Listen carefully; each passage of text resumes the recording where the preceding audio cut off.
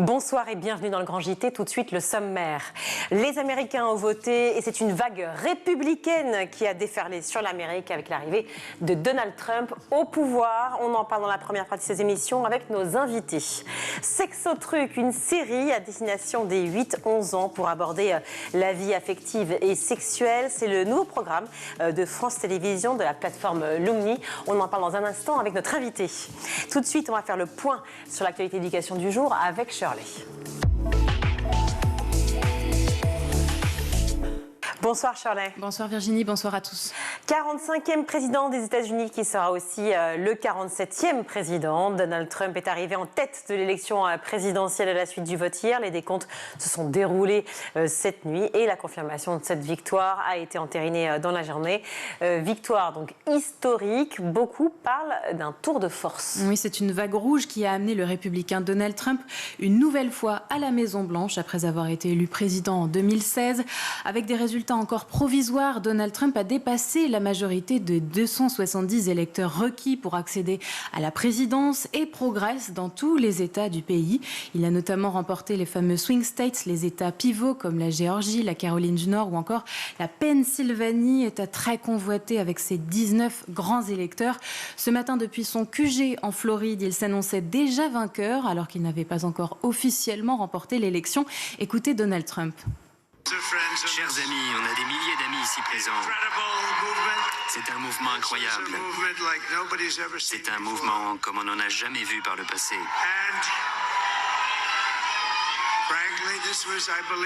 Pour tout vous dire, je pense que c'est le plus grand mouvement politique que nous n'avons jamais vu par le passé dans notre pays.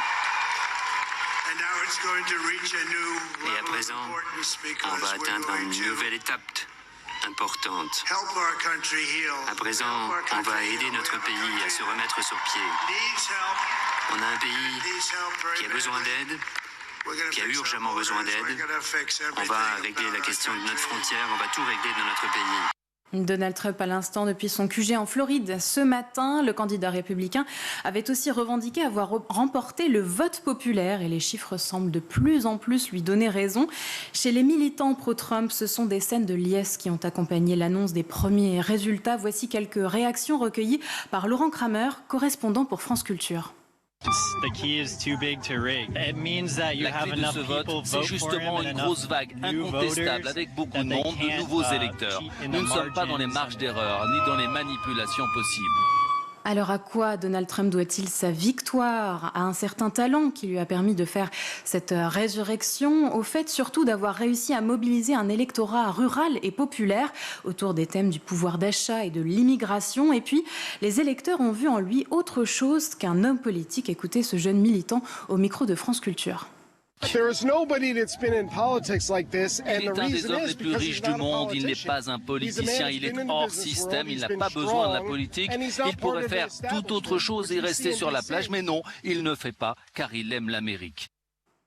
À noter que les Républicains ont aussi repris le contrôle du Sénat puisque les citoyens américains étaient aussi appelés aux urnes pour élire d'autres élus, dont les sénateurs, en parallèle donc de cette fameuse présidentielle. Côté démocrate, Shirley, comment a été reçue cette victoire de Donald Trump? Alors avec déception, vous l'imaginez.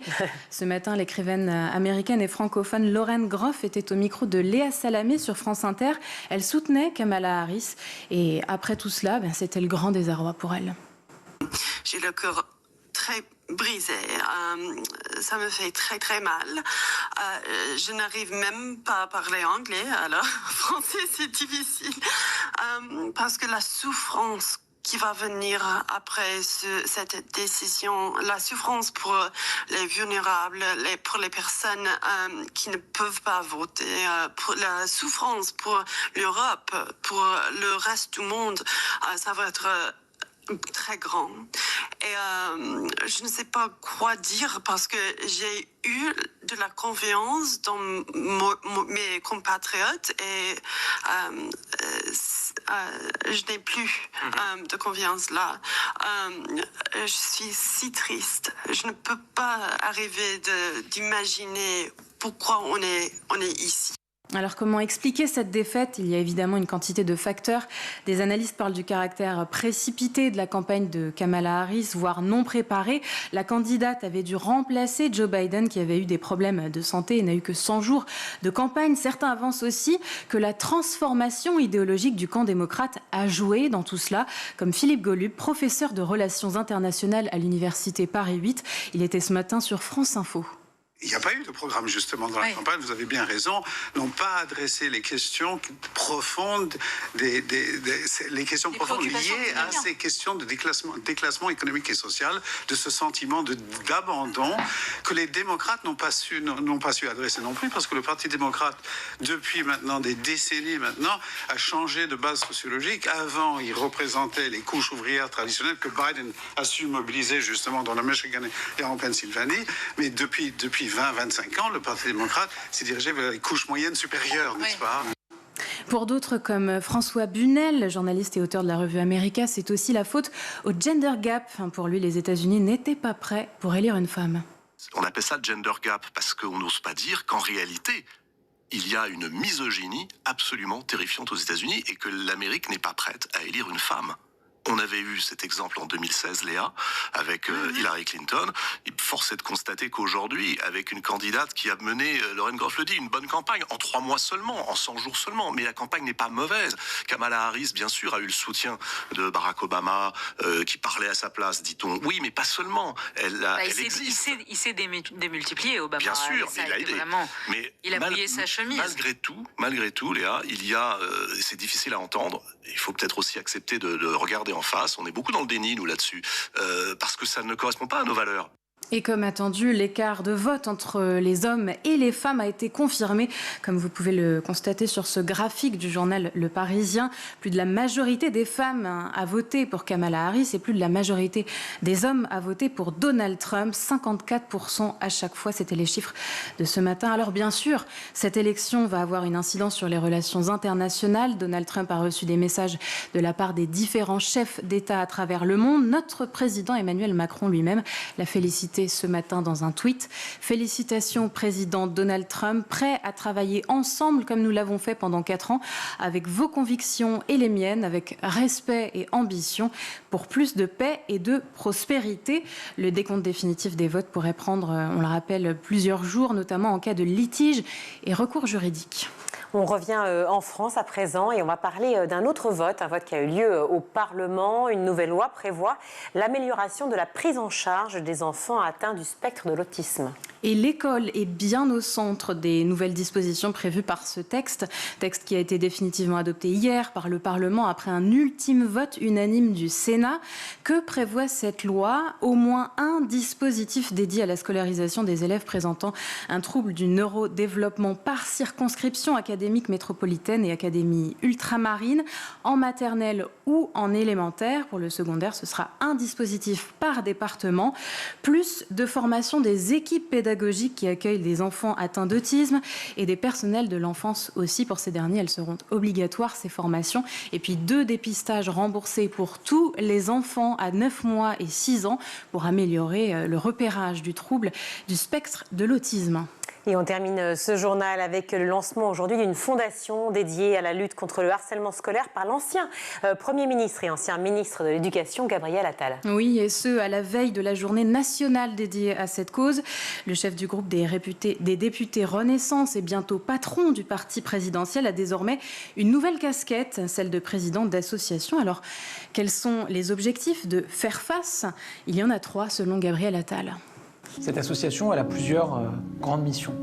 D'abord, organiser des interventions dans les établissements scolaires pour faire de la prévention, pour expliquer ce que c'est le harcèlement. Deuxième enjeu, c'est former la communauté éducative, former les personnels des établissements, former les parents aussi sur cette question du harcèlement. Le troisième objectif, c'est aussi d'accompagner les victimes et les familles de victimes du harcèlement, avec des avocats qui pourront les accompagner gratuitement, bénévolement. Les accompagner parfois en termes financiers parce qu'on sait que le harcèlement et ce drame peut avoir un impact évidemment aussi financier pour des familles. Et cette association s'inscrit dans la continuité des engagements pris par Gabriel Attal quand il était ministre de l'Éducation entre juillet 2023 et janvier 2024, puisqu'il avait fait de la lutte contre le harcèlement scolaire la grande cause de son action. Alors à ce propos, justement, je vous propose demain une émission spéciale en direct consacrée à la lutte contre le harcèlement avec de nombreux experts qui seront avec nous en plateau. Merci beaucoup Shirley pour ces infos. On prédisait un score extrêmement serré, mais la victoire de Donald Trump est pourtant claire au lendemain de ces élections américaines. Le retour de l'homme d'affaires républicain au pouvoir, cette campagne express et surtout violente contre Kamala Harris, une Amérique absolument divisée. Eh bien, on en parle tout de suite dans le Grand JT avec notre invité. Je suis ravie d'accueillir sur ce plateau Alix Frangel-Alves. Bonjour. Bonjour. Merci beaucoup d'être avec nous. Vous êtes coordinatrice de programme at the German Marshall Fund of the United States. Alors, le German Marshall Fund, je vais y arriver, c'est une institution indépendante, apolitique, qui a pour but de promouvoir les relations transatlantiques, donc entre l'Europe et les États-Unis. Je le rappelle, car c'est bien de savoir avec qui on discute. On parle évidemment de l'élection de Trump au lendemain. On s'attendait à ne pas avoir les résultats aujourd'hui. Et pour autant, les résultats semblent assez clairs. Oui, en effet, c'est une assez grande surprise. Après, bien évidemment, on sait toujours qu'il ne faut pas faire confiance aux sondages d'opinion à 100%. On l'a vu en 2020, on l'a vu en 2016. Il y a toujours une marge d'erreur. Là, en l'occurrence, on parlait de 3-4%. Mais effectivement, on s'attendait à des résultats qui prendraient des jours, voire des semaines à venir, notamment en Pennsylvanie, qui était l'état clé des États clés, l'état clé des États pivots. Et on s'attendait plus voir un espèce de mirage rouge, donc c'est-à-dire une première vague de dépouillement de votes pour Donald Trump, et ensuite un virage bleu arrivé, comme on le dit, avec donc tous les votes par correspondance qui sont en majorité. C'est un processus électoral de scrutin, qui est en majorité employé par les démocrates. Et au final, ce virage bleu, oui, on l'a pas vu arriver. Et puis ça, la victoire de Donald Trump est maintenant incontestable. Enfin, il remporte le vote populaire à 51,2 ou 1% contre 47% et quelques face à Kamala Harris. C'est la première fois depuis 2004, depuis George W. Bush, qu'un républicain gagne le vote populaire. Donc, on va essayer de décrypter ensemble comment ça s'est passé. Évidemment, il y a tout l'aspect communication qui nous intéresse, qui fascine aussi bien d'ailleurs les Américains que les Français, ou d'ailleurs que le monde entier. Donald Trump a été, j'allais dire encensé, je ne sais pas si c'est le terme, en tout cas connu pour ça, pour évidemment ses sorties de communication.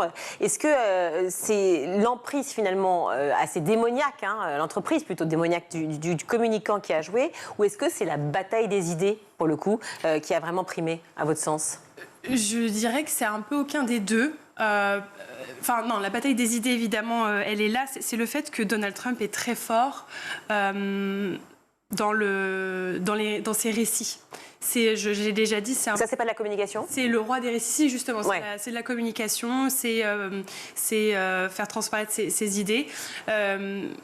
C'est le roi des récits où il est très très fort, et son colistier J.D. Vance aussi, il est très fort.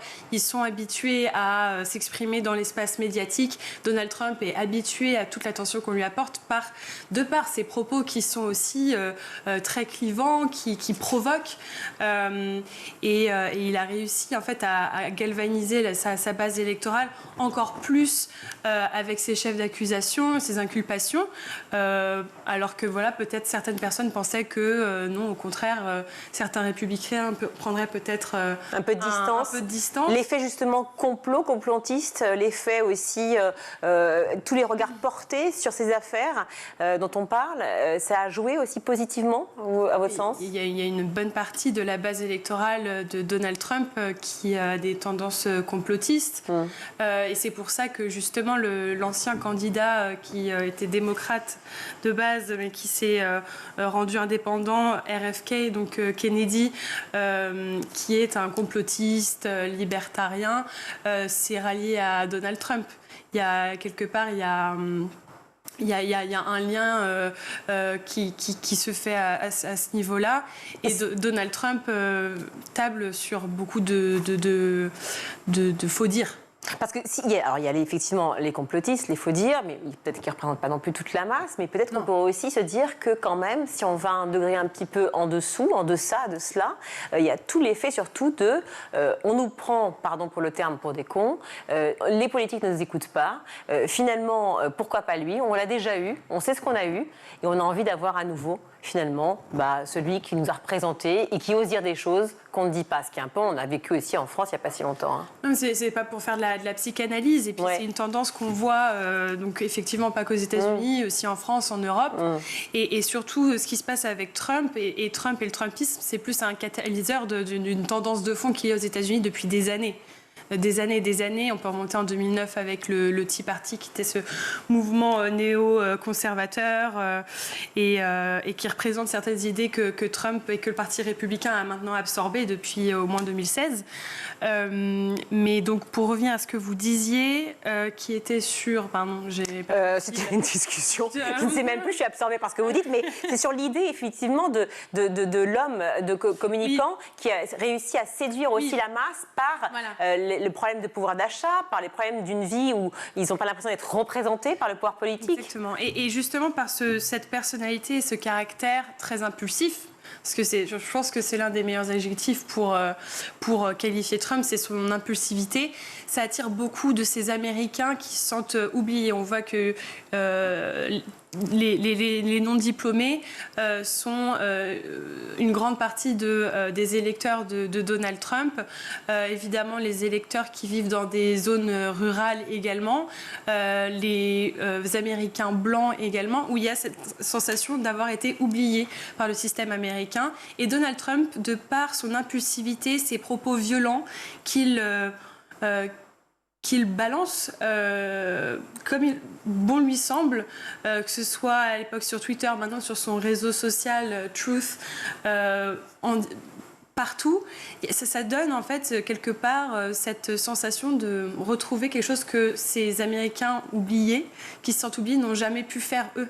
Et donc ils ont cette figure-là qui leur donne un peu cette structure de permission, qui leur permet eux être impulsifs et à ce qu'on les écoute.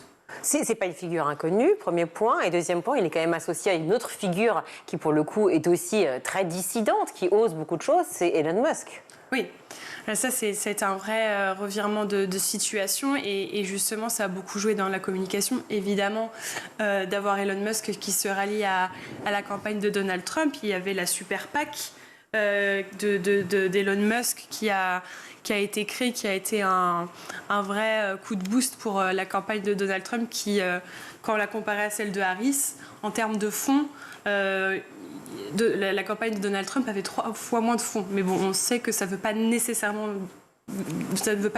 dire quelque chose au vu des résultats. Oui.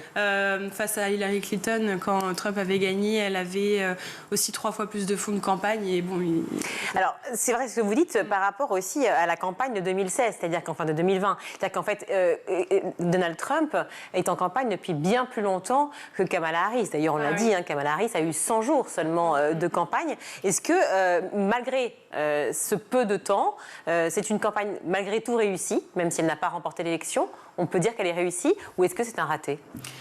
Alors, il y a des points faibles et des points forts, évidemment. C'était une campagne extrêmement courte, du jamais vu dans l'histoire politique moderne américaine. Kamala Harris et son équipe ont été très forts pour saisir le momentum, l'élan du moment quand Joe Biden s'est retiré de la course.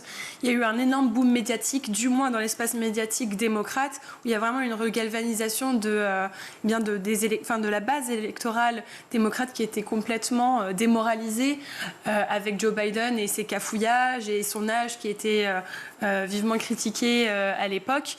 Donc c'était plus pour pouvoir justement une femme providentielle que davantage Kamala Harris elle-même. C'est ça la nuance. C'est exactement ça, c'est qu'elle a su répondre à la question en disant qu'elle n'était pas Biden, qu'elle n'était pas Trump, mais la question qui êtes-vous On n'a pas eu de réponse. Et c'est ça, je pense que cette stratégie qu'elle a adoptée, cette stratégie du flou, c'est-à-dire où elle n'apportait pas de vision stratégique, a été une stratégie à double tranchant, a été très risquée. L'objectif, c'était d'attirer des indépendants, des modérés, et alors que la plupart d'entre eux voulaient plus de détails sur son programme, et elle n'a pas été capable de donner ça, en tout cas, elle n'a pas voulu le faire. D'autant que le flou a été encore plus important, puisqu'elle s'est détachée finalement de Joe Biden, alors certainement volontairement, mais le bilan de Biden n'est pas si mauvais que ça. Pourquoi ne pas l'avoir défendu jusqu'au bout? Parce qu'aujourd'hui, les présidents qui exercent leur mandat, on le voit, il y a cette tendance dans le monde et notamment aux États-Unis où il y a une ultra-polarisation politique.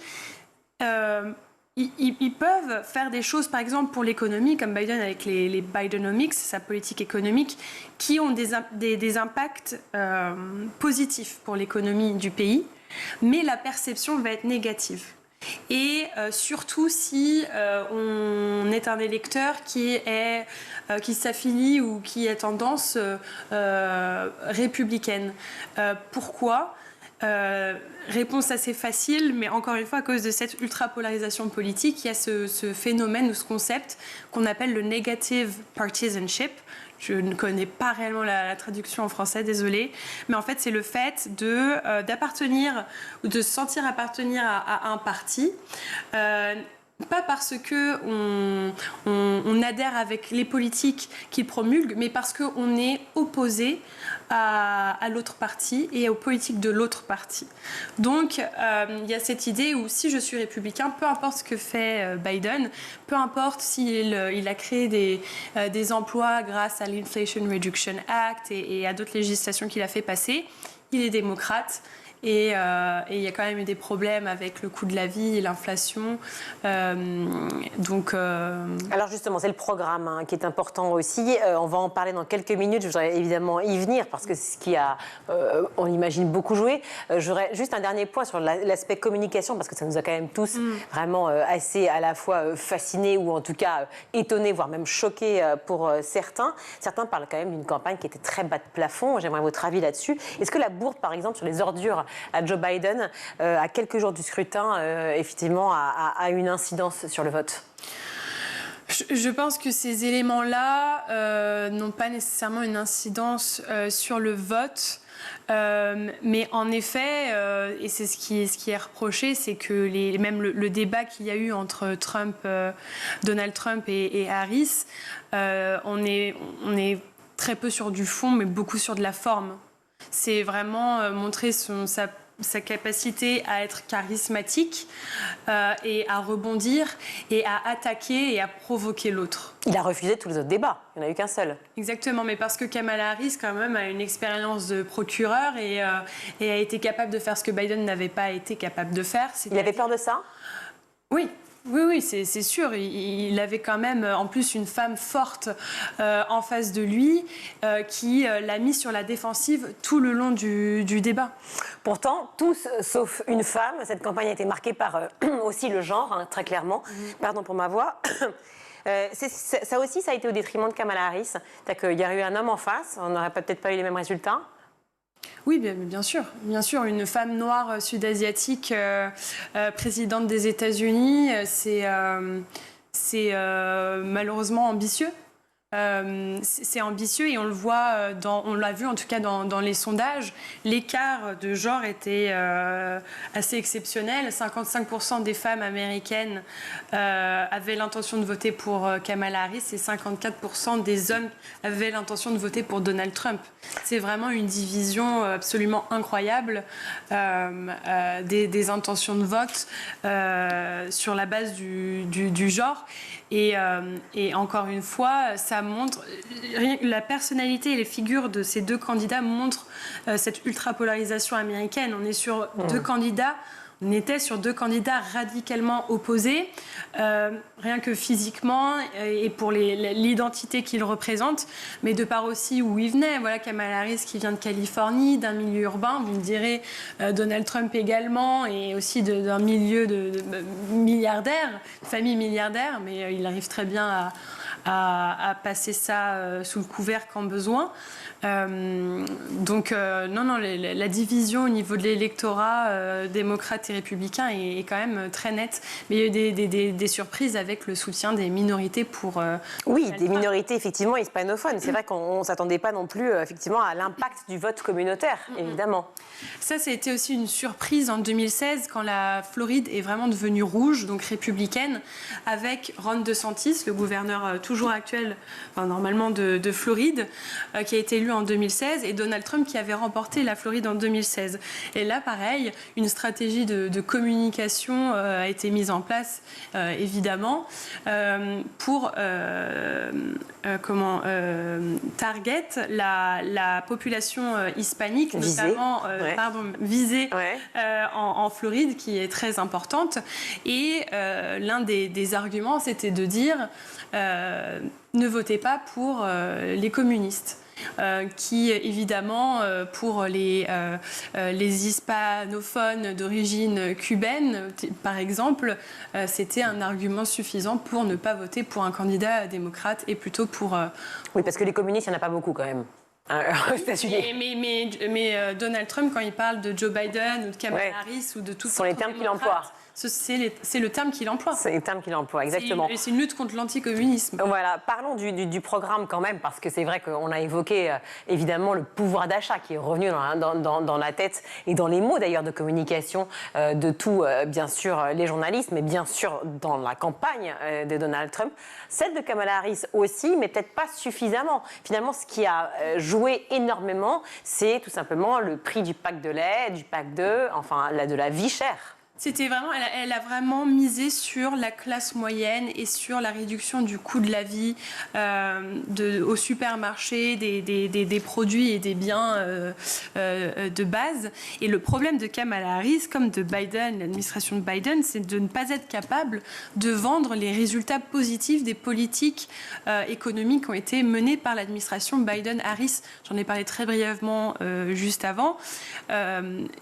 L'Inflation Reduction Act, qui est une législation absolument massive, qui est sous le couvert de la transition énergétique, c'est une législation qui relocalise les chaînes de valeur aux États-Unis pour des secteurs stratégiques, tels que les véhicules électriques, et qui crée de l'emploi. Et on le voit, c'est justement extrêmement bénéfique dans des États républicains en particulier, qui ont été désindustrialisés entre-temps, et qui donc reprennent ce processus de réindustrialisation qui était central dans la politique économique de Biden et de Harris en tant que vice-présidente. Et ça, elle n'a pas été capable de le vendre. Mais ni la croissance qui était forte, ni l'inflation qui a quand même baissé, qui reste haute mais qui a quand même baissé, ni le taux de chômage aussi. Donc c'est ça qui est fou. C'est la question que je vous pose tout à l'heure. C'est que pourquoi ne pas avoir défendu le bilan Biden? Pourquoi avoir voulu à ce point se détacher de l'image peut-être du papy un peu grabataire qui était là?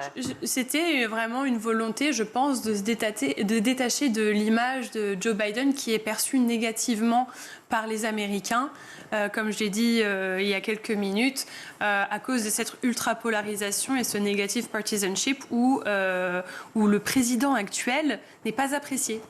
Le programme, quand même, en quelques mots, mais de manière très large, c'est vrai, très résumé, certes, mais vous me pardonnerez, les accords climatiques, la géopolitique, l'avortement, le ministère de l'Éducation supprimé, tout cela, est-ce que ça va voler en éclats ou est-ce que c'est juste il aboie plus qu'il mord? Je pense que quand Donald Trump dit quelque chose, il le fait. C'est vrai qu'on a eu l'habitude pendant son mandat qu'il dise une phrase un jour et le lendemain autre chose, mais je pense qu'il y a certains sujets où il n'y a aucun doute. Par exemple, si on prend tous ces discours, toutes ces déclarations sur la guerre en Ukraine, il en a tellement parlé qu'il est impossible qu'il ne fasse quoi que ce soit. Je pense que justement en matière de politique étrangère, ce sera l'une de ses priorités. Enfin, je veux dire qu'il s'attellera à cette question-là. Il a juste dit qu'il allait tout résoudre. Après, comment ? Ah ça, c'est malheureusement assez simple. C'est que donc il a dit qu'il allait qu'avec lui la guerre pourrait être terminée en 24 heures. C'est ça. Ce serait par le biais du conditionnement du soutien américain à l'Ukraine, en conditionnant cette aide auprès de Volodymyr Zelensky, le président ukrainien. Zelensky serait poussé à à faire des concessions territoriales auprès de Vladimir Poutine, et donc à ce que l'Ukraine perde son intégrité territoriale, et que en échange, Vladimir Poutine soit encore plus puissant, que ce soit sur la scène européenne et même internationale. L'avortement, quand même, un petit mot, parce que c'est quand même difficilement imaginable que la première démocratie, enfin une des plus grandes démocraties du monde, tout d'un coup, se retrouve dans une situation où les femmes ne pourront pas avorter, sauf si elles ont été violées. Merci beaucoup. Il y a Donald Trump qui reste, quand il le souhaite, un peu ambivalent sur la question, qui dit que c'est un droit qui devrait appartenir aux États. On sait évidemment que c'est extrêmement risqué. Et puis il y a J.D. Vance qui, lui, est beaucoup plus tranchant sur la question et qui pense que l'avortement ne devrait plus avoir lieu. Et c'est dommage parce que c'était vraiment une problématique pour les cercles démocrates qui étaient, disons, un peu qui auraient pu jouer en la faveur de Kamala Harris.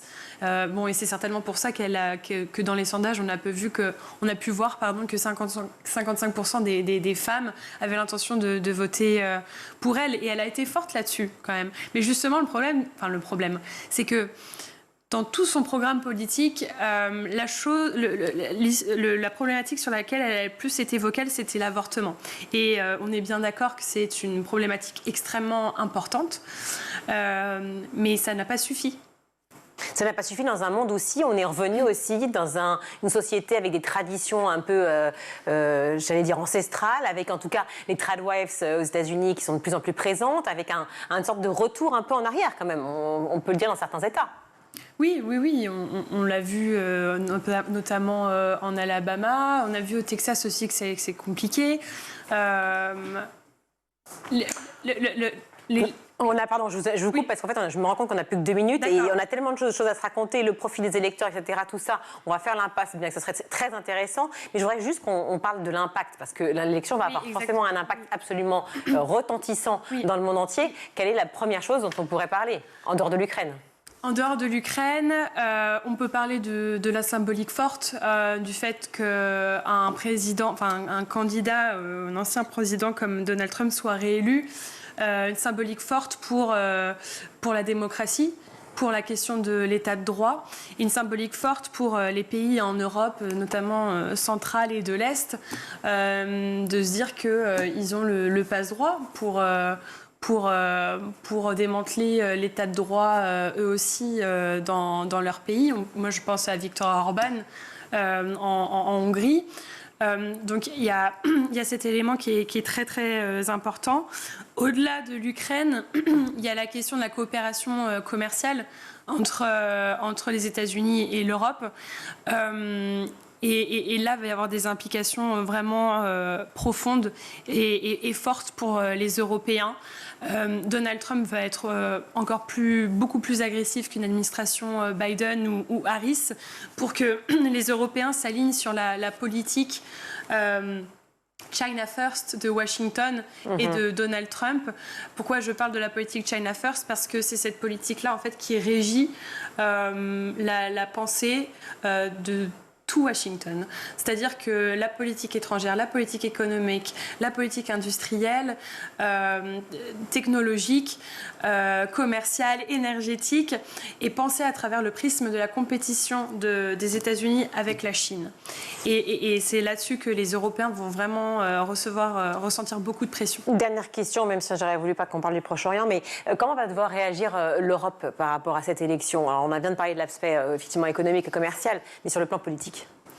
Alors, là, ce qu'on va voir, je pense, c'est une espèce de fragmentation de l'Europe, parce qu'il y a beaucoup de gouvernements européens qui se posent la question comment garder les États-Unis engagés dans mon pays et en Europe. Et on voit déjà avec la Lituanie qui a élaboré une stratégie spéciale Chine pour rassurer les États-Unis dans l'avènement d'une réélection de Donald Trump. On voit la République tchèque qui achète beaucoup d'armes américaine pour toujours séduire Donald Trump, qui sera très transactionnel, d'où le fait d'acheter aux États-Unis. Donc il faut vraiment que les Européens réussissent à rester dans une cohésion et une unité et avoir un message cohérent vis-à-vis de Washington. Et il faut que Bruxelles l'Union européenne soit le bon porte-parole. On terminera sur cette phrase. Merci beaucoup Alix Frangel-Alves d'être venue sur le plateau du Grand JT. Je rappelle que vous êtes coordinatrice de programme à the German Marshall Fund of the United States. Merci beaucoup. On marque une courte pause, on se retrouve.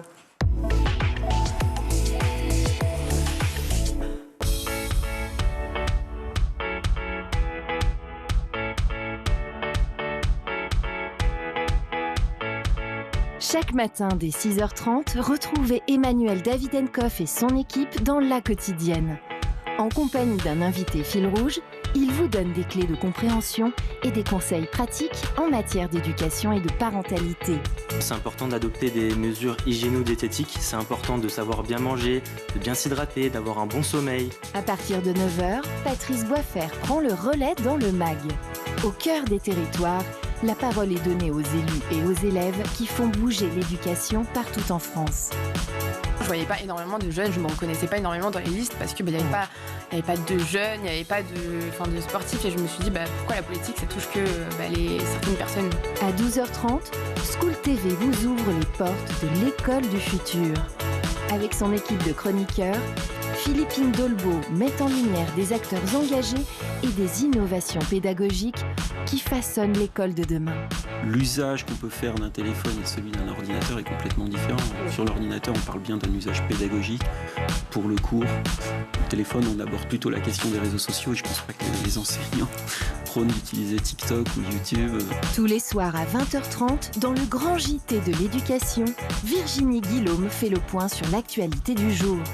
Politiques et acteurs de l'éducation se questionnent sur l'avenir de nos enfants à l'école. Le double objectif de tout ce que nous avons fait, qui est la boussole de toute l'action, c'était deux objectifs que j'affichais toujours, c'est-à-dire un, hausser le niveau général des enfants de France, deuxièmement, baisser les inégalités, donc rapprocher les plus défavorisés du reste du groupe et que tout cela monte, ce que j'appelle parfois niveler par le haut. Chaque samedi et chaque dimanche, Malika Ménard reçoit une personnalité qui raconte ses souvenirs d'écolier et dévoile sa vision de l'école d'aujourd'hui et de demain. L'amour devrait être enseigné à l'école, l'empathie devrait être enseignée à l'école, la vraie éducation civique, l'amour de l'autre, l'amour des plantes, le respect de l'environnement profond, l'alimentation vraie, ça devrait être enseigné à l'école. School TV, imaginons ensemble l'école de demain.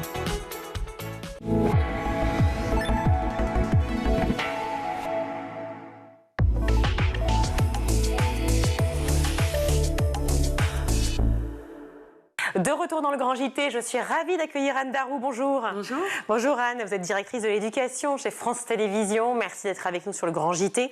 On va parler de sexotrucs et pour mieux en parler, on va regarder. Si tu as moins de 8 ans, ce programme n'est pas pour toi. Hello, hello les cocos! On a tous vécu ce moment gênant à un déjeuner de famille où une tata super lointaine te demande de lui faire un câlin alors que t'en as pas du tout, mais pas du tout envie. Dans ces cas-là, quand ça t'arrive, tu fais quoi toi? Je sais pas.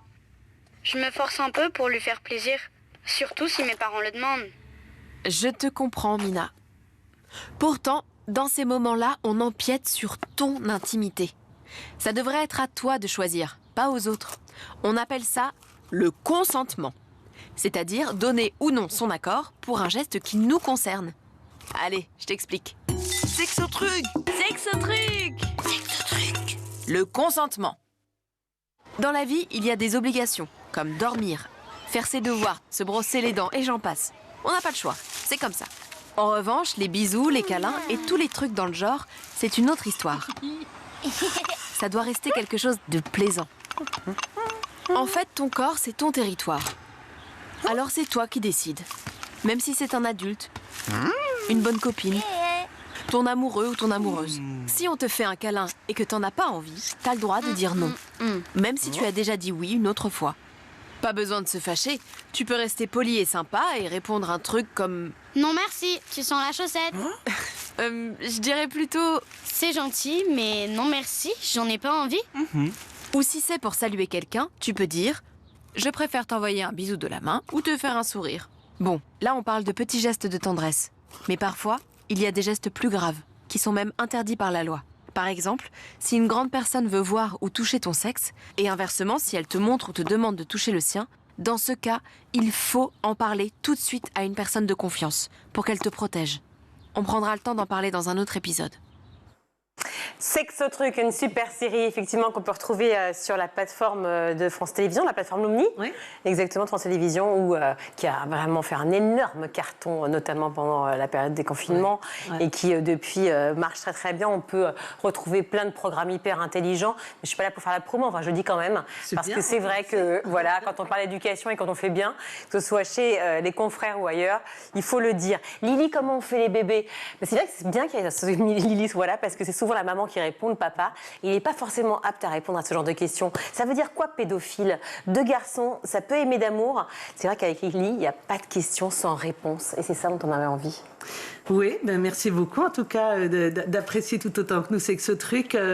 Lily, c'est la voix de Lison Daniel. Elle est pétillante, c'est la grande sœur. Elle n'a pas de tabou, donc elle répond très naturellement à toutes les questions à hauteur d'enfant. Ça, c'est important parce qu'on a travaillé avec des enfants justement pour cette production, cette belle série de l'école de Génie Coton dans le 19e, où on a récupéré toutes les questions d'enfants. On a à peine retranscrit, voilà, c'est les leurs. Oui, c'est presque brut en fait. Vous avez repris des questions qui sont assez simples quand on parle finalement de relation à l'autre, d'affectivité, d'affection, d'amour, aussi de sexe, parce que quand là, c'est dédié aux 8-11 ans, on est d'accord?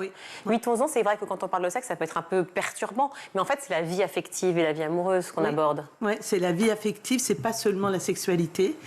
Elle fait partie du programme, l'éducation dans la vie affective, relationnelle et sexuelle.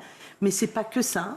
C'est surtout la capacité de bien vivre avec les autres, de bien se comprendre. Là, on a vu un épisode sur le consentement. On sait combien... on en parle aujourd'hui. On en parle aujourd'hui sur un dossier glaçant, hein, qui est celui du procès de Mazan. Mais c'est le consentement. Plus tôt on comprend ce que ça veut dire et ce que ça revêt, et mieux on se porte, et mieux on se porte avec les autres, et mieux on se conduit. Donc, tout est abordé avec des mots justes, je crois assez simples, et à hauteur d'enfant. Oui, à hauteur d'enfant, avec effectivement drôlerie, avec un peu un côté aussi conte, parce que c'est raconté comme aussi un dessin animé. Et on va y venir à ce qu'on y retrouve justement en Sexotruc. Mais c'est vrai que si on prend un tout petit peu de hauteur, j'ai l'impression qu'aussi c'est une manière de donner confiance. Confiance à la fois en eux, dans ce qu'ils sont, ces enfants, donner confiance aussi en la vie, dans le rapport humain aussi, dans le lien avec la parole, pour parler de tout. Oui, je crois que ce qui est important de comprendre quand on est un enfant, c'est qu'on peut parler de tout quand on en parle bien. On parle de tout, donc là aussi, ça permet véritablement d'interagir avec les autres, de se construire, de se sentir bien dans une société, parce qu'on la comprend mieux, de comprendre que, voilà, un petit garçon, une petite fille, on est tous différents, mais en même temps, on se rassemble tous autour de valeurs communes. Donc, c'est aussi ce qu'on essaie d'apporter dans cette série-là. Voilà, Puis à 8 ans, le corps change. C'est vrai qu'entre 8 ans et 11 ans, oui, tout se passe à la fois dans ces périodes-là, mais aussi évidemment après. Peut-être que c'est aussi l'idée d'être préparé. Plus on est préparé, plus on en parle et mieux on se porte. C'est ça, c'est exactement ça. C'est véritablement ce que dit Lily d'ailleurs. C'est voilà, plus on en parle, plus on communique et mieux on est et mieux on se porte. Et c'est important pour un petit garçon comme une petite fille de pouvoir comprendre ce qui se passe dans son corps au moment de la puberté, parce que trop souvent c'est tu. Hein. Il y a très peu d'enfants qui ont accès à l'éducation, à la vie donc affective, relationnelle et sexuelle. Hein, c'est 15%. Il faut dire que c'est difficile d'en parler, en fait. Ouais. C'est là où, effectivement, vous avez trouvé le bon filon, entre guillemets, ou en tout cas pris cette bonne direction. C'est de se dire à un moment, il faut qu'on puisse, nous aussi, France Télévisions, parler de ça. C'est notre rôle, je l'imagine. Oui. Mais c'est aussi l'idée de trouver les bons mots, la bonne façon de pouvoir aborder ces sujets-là, qui sont, comme vous l'avez dit, dans le programme. Hein, donc, il faut pouvoir aussi, dès le CE2, ça fait partie du programme. Et c'est une réponse, alors j'allais dire, et c'est ma question du coup, est-ce que c'est une réponse aussi à ce programme qu'il y a, le programme scolaire de cette donc vie affective, étude à la vie affective et relationnelle et sexuelle, pour aussi peut-être être complémentaire, être une sorte de continuum? Oui, bien sûr. Oui, c'est une réponse au départ, on ne le fait pas pour répondre à ce besoin-là, mais on travaille d'abord de façon très serrée, très collaborative avec le ministère de l'Éducation nationale, la Direction générale d'enseignement scolaire plus précisément. Et c'est vrai que quand on s'est engagé dans cette production, on s'est tout de suite dit qu'il fallait impérativement que ça devienne un outil pédagogique aussi pour les enseignants, parce que l'UMNIS sont des ressources gratuites pour les élèves et pour les parents, mais c'est aussi un pan dédié aux professeurs, aux enseignants. Et sur ce sujet-là, qui est quand même hyper sensible, très compliqué à aborder désormais, Sexotruc doit être pour nous, en tout cas, presque un médiateur, un objet de médiation qui peut permettre, en tout cas, d'aborder tous ces sujets. Et on est très heureuse parce que on a eu une très très belle annonce, voilà, de la Direction générale d'enseignement scolaire qui nous a d'abord félicité. Ça, j'aime bien, je le dis, parce que c'est toujours sympa. Et vous le méritez. Voilà. Ouais. Et surtout, cette production-là, cette série-là, sera disponible sur Eduscol. Voilà, donc ça c'est super. Bravo. L'éducation à la vie sexuelle et la sexualité, la vie sexuelle, la vie affective, on le redit à chaque fois. C'est vrai que c'est un sujet sensible et vous le dites vous-même. C'est difficile d'en parler, à la fois pour les parents, pour les profs, pour les enfants. C'est compliqué pour tout le monde finalement d'être assez libéré de ça, assez libre, à la fois dans la parole, dans les mots choisis et autres. Notamment quand il s'agit aussi peut-être d'affaires de religion et surtout de pratiques de la religion. Pour tous les parents, peut-être les familles qui ont été un peu, disons un peu gênées, c'est devenu un peu un sujet tabou. Comment vous faites pour les amener doucement, mais certainement, sûrement, vers ce terrain ? Mais on le fait à travers la nature de cette production. C'est-à-dire qu'on a vraiment souhaité travailler avec les auteurs qui sont absolument remarquables. Hein. On peut les citer, oui, allez-y. Maxime Gridley, Pauline Brunner, on a Marion Verlet, Zoé Gruyer et Jérôme Richebon, qui sont et auteurs et pour certains réalisateurs.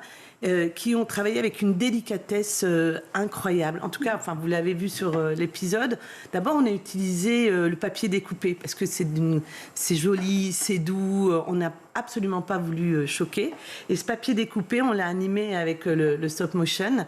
Donc, on a pour chaque sujet, en fait, un environnement métaphorique, hein, parce qu'on utilise évidemment plein de petits objets ou des petits personnages qui vont venir illustrer les propos, mais sans jamais choquer. Je pense, par exemple, alors il y a la sexualité, mais il y a aussi les sujets compliqués de l'inceste ou de la violence. Hein, oui, dont il faut parler absolument, effectivement, bien sûr, notamment pour le harcèlement. Qu'on a souhaité traiter et qui sont traités. Là, par exemple, la violence, on a un espèce de vieux cartable un peu rude, en cuir, qui va tenter de faire passer ses lanières dans un petit sac à dos. Alors, on comprend bien, parce que c'est très gênant assez rapidement, mais c'est pas choquant. Et pour tous ces parents, en réponse à votre question, qui n'osent pas ou qui n'ont souvent pas les mots, on s'est dit que ces épisodes-là, qui étaient faits avec beaucoup de délicatesse, beaucoup de pudeur, parfois même avec plein d'onirisme, c'est très très joli, c'était un outil, ça pouvait leur permettre d'aborder ces questions-là, d'être à côté de leur enfant pour regarder les épisodes et pouvoir peut-être soit compléter, soit en tout cas répondre à d'autres questions. Mais c'est un vrai levier. L'univers métaphorique, mais aussi les témoignages bruts d'enfants. Oui, ouais. Ils sont bruts. C'est un peu brut de pomme, mais c'est vachement sympa parce que ça interroge en fait. C'est toujours les mêmes questions dont on a envie mais nos retrouver. Enfants ont parfois déjà des avis très tranchés sur les questions, ces questions-là, oui. Dernière petite question sur les idées reçues, parce qu'effectivement, on en a malheureusement sur tous les sujets. Évidemment, la vie affective et le sexe n'y échappent pas. Et donc, j'imagine qu'avec les enfants qui sont confrontés de plus en plus tôt aux réseaux sociaux, donc aux images aussi, parce que ça fait partie aussi de la complexité de la donne, eh bien, c'était une façon de pouvoir répondre aussi à cette problématique en proposant Sexotruc. Oui. La première, on a plein d'objectifs visés avec cette série. Enfin, moi, c'était vraiment la question, encore une fois, du bien vivre ensemble, de bien se comprendre. Mais il y a aussi celle de la prévention et celle de l'éducation. Parce que je le dis beaucoup, mais protéger, c'est quand même éduquer. C'est éduquer et ça reste ça. Et c'est vrai que Sexotruc, moi, j'ai été effarée par les derniers bilans et de la Civis et de l'Arcom.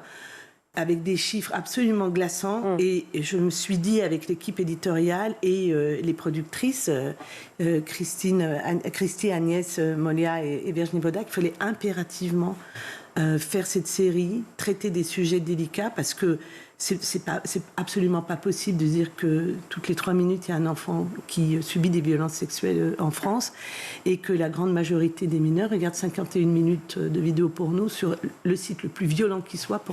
Et c'est pas mineurs de moins de 16 ans, hein, c'est mineurs de 9 ans, 10 ans, 11 ans. 10, 11 ans avec des jeunes de 8 ans. Donc vous l'avez compris, il faut avoir absolument Sexo-Ado. Si vous avez peut-être une angoisse ou quelque chose, vous regardez, puis vous allez tout de suite voir que c'est formidablement bien fait, vous allez adhérer et puis vous allez le proposer à vos enfants. Sexo-Ado, Sexo-Truc, je dis Sexo-Ado, pardon.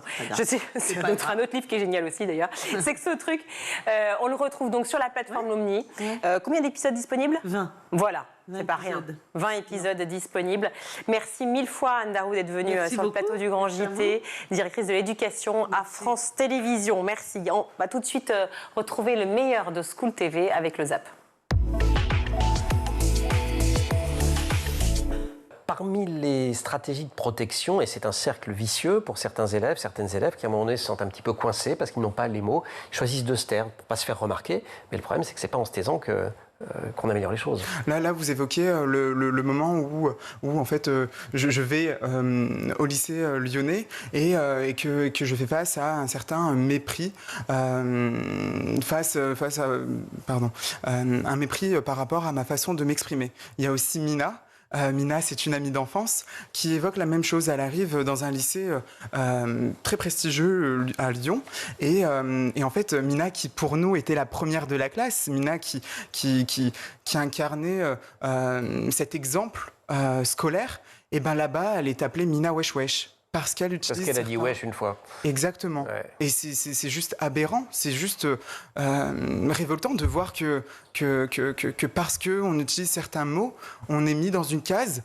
Moi, ce qu'on m'avait fait comprendre, c'était que je n'avais pas ma place en ville, que ma place était en banlieue. Et ça... Bon, il s'avère qu'aujourd'hui, je suis en face de vous, j'ai pu réaliser ce documentaire et j'en suis vraiment fière et ravie.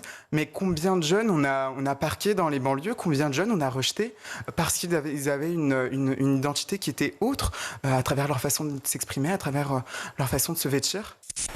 Mais alors, c'est quoi le type d'exercice pour montrer que c'est pas toujours si compliqué, que surtout ça peut avoir une utilisation concrète ?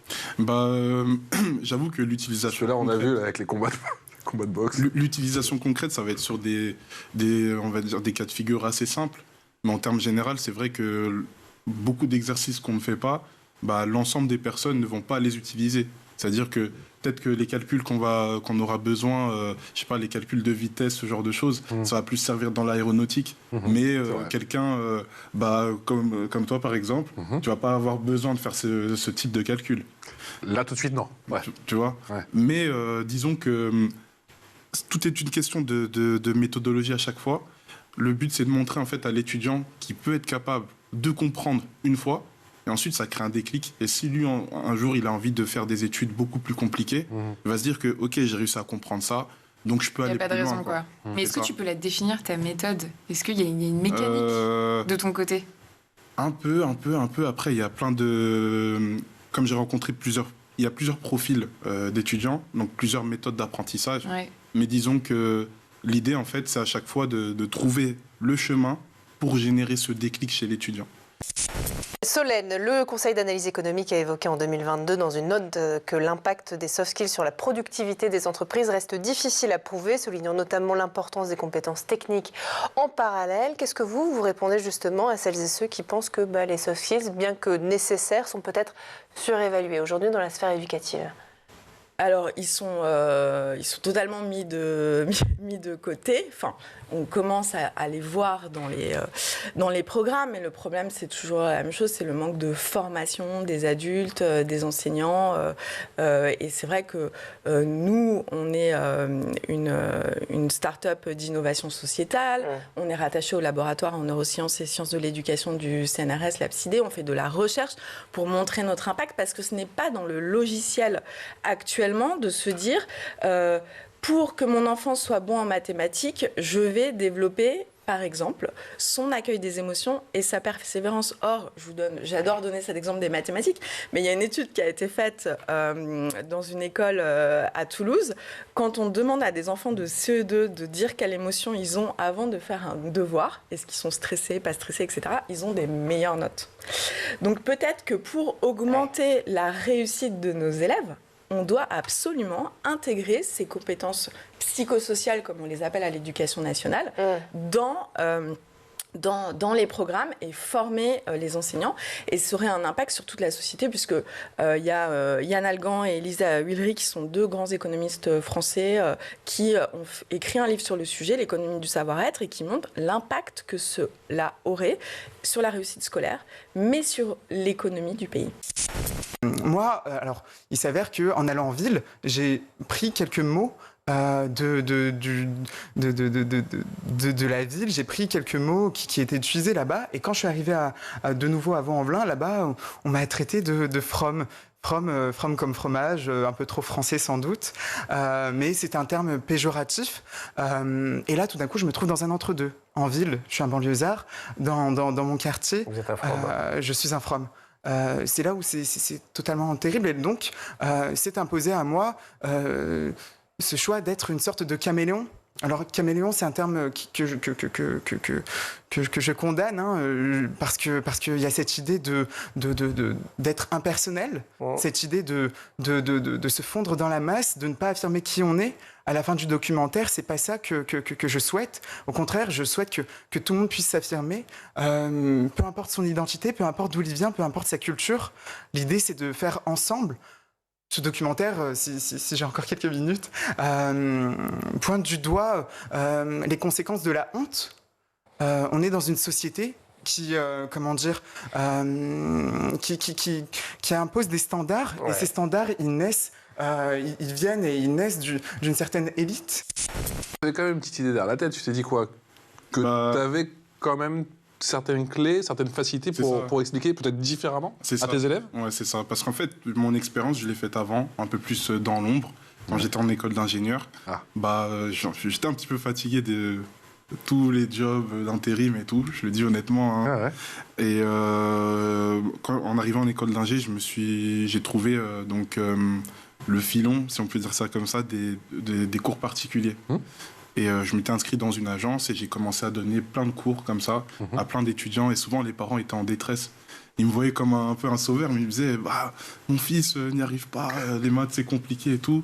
On compte sur toi, on a tout essayé. T'es notre dernière chance. Ah ouais. Voilà, mais c'était vraiment ça. Est-ce que tu te sens capable et tout? Je leur disais oui, il n'y a pas de souci. Vous inquiétez pas, le prof de la cahier là. Et du coup, à force de donner des cours, je me rendais compte que souvent les étudiants n'étaient pas si nuls que ça. C'est-à-dire qu'il y avait déjà une barrière mentale. Ils voyaient des chiffres, ils paniquaient. Complètement.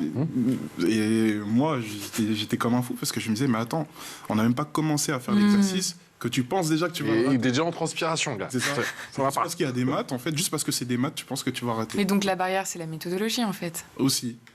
Donc en fait, le but, c'est de montrer que... Tout est de la faute des professeurs, voilà, on y va. Non, je fais ça. Vous avez d'ailleurs intégré SoftKids dans plusieurs établissements scolaires, d'ailleurs en partenariat avec l'État, notamment avec le dispositif Bien à l'école. C'est quoi les objectifs de ce partenariat? Est-ce que vous en attendez aujourd'hui? Donc en fait, c'est l'appel à projet réforme de la forme scolaire qui vise à accompagner les décrocheurs. Donc nous sommes dans un consortium qui est opéré par la Banque des Territoires dans le cadre de France 2030 et nous sommes 14 startups à déployer nos solutions dans 8 académies. Donc l'ensemble des départements et territoires d'outre-mer, mais aussi Aix-Marseille, Orléans-Tours et Lyon. Et donc on a commencé le déploiement et il y a à la fois des solutions qui sont sur les compétences académiques comme les mathématiques, le français, etc. Mais aussi les compétences socio-comportementales puisque je pense que l'éducation nationale veut tester l'impact de ces compétences suite aussi au rapport Être professeur au XXIe siècle du Conseil scientifique de l'éducation nationale qui, dès 2022, recommandait d'intégrer les compétences socio-comportementales dans les dispositifs pour aider à lutter contre le décrochage scolaire. Donc voilà, on est en cours de déploiement. C'est assez intéressant parce qu'on a les premiers retours. Donc, on voit comment ça se passe dans les classes. Pour l'instant, là, les académies qui sont les plus actifs, c'est Lyon et Orléans-Tours. Qui utilisent du coup chacun votre plateforme. Qui utilisent la plateforme Bien à l'école et qui vont donc chercher les ressources et qui commencent à utiliser SoftKids entre autres. Et nous, on essaye de les accompagner au maximum puisqu'il y a à la fois... Donc, c'est des séances pédagogiques de 45 minutes. Donc, il y a 15 minutes sur tablette pour l'auto-évaluation de l'élève. Donc l'élève va pouvoir voir son niveau de confiance en lui, son niveau d'esprit critique, son niveau de persévérance, ce qui est très important pour y arriver. Et ensuite, il y a 30 minutes d'atelier vraiment en classe, qui peut être aussi bien faire des jeux de rôle que... du théâtre, que faire des activités artistiques pour développer cette compétence. C'est la fin de cette émission. Merci à vous tous de nous avoir suivis. Merci à toute l'équipe qui a préparé cette édition. À la réalisation, c'est Angèle Jean-Girard, le son Thibaut Gris-Lafont, le maquillage Laure Audemont, Laura Girard et Emma Ferret à la rédaction. Très belle soirée, on se retrouve demain. Ciao.